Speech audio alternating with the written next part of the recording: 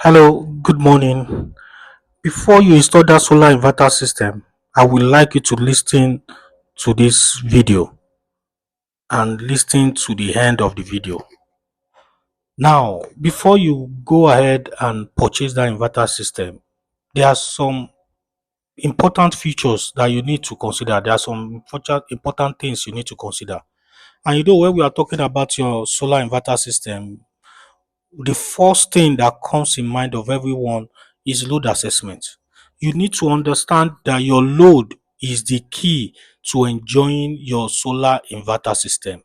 If you have the wrong load assessment, you will end up calling your solar every day for one issue or the other.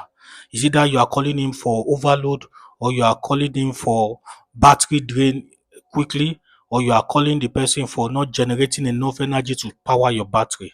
So this, you need to consider your load assessment. So for instance, now you call me and I ask you, okay, please, what are the load that you are putting on your system, which is the layman language, and you are telling me that you are having a TV, you are having a fan, you are having um charging, you want to charge your phones and all of that. So these are the basic things you need in your apartment, your office, and all of that.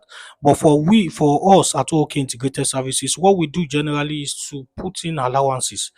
So for instance, you are expecting that you are going to be having an inverter system of 1 kVA, inverter system with maybe 1 kilowatt or so, like that. So we end up giving you, let's say we say 3 kVA, 2.5 kilowatt lithium ion battery, and 1.8 kilowatts watt peak of of solar panel array.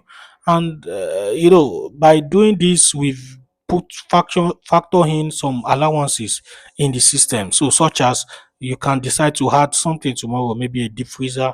You can decide to say, okay, I want to use blender, or you want to use microwave and all of that. So we consider all of those things in the systems. So that's why we sometimes oversize your system, because we don't want a situation whereby you will be having issues when little items are added to your inverter system. Okay, so little items are very important too, because one way or the other, we know that there are some things you'll be needing. Okay, for instance, you have a pepper and you have a blender in your house, or you just bought a blender.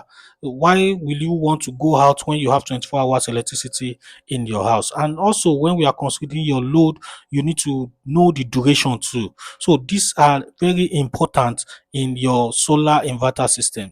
These are key to knowing the right inverter system. So I will advise you that when you are requesting for an a solar inverter system, make sure that you get a standard one. Don't just limit your system to a very small system that you know at the long run, maybe probably in the next 3 months or 4 months or even 5 months, you might end up changing it because of the load that you might be bringing in the future. So that is one of those things you need to consider in your inverter system.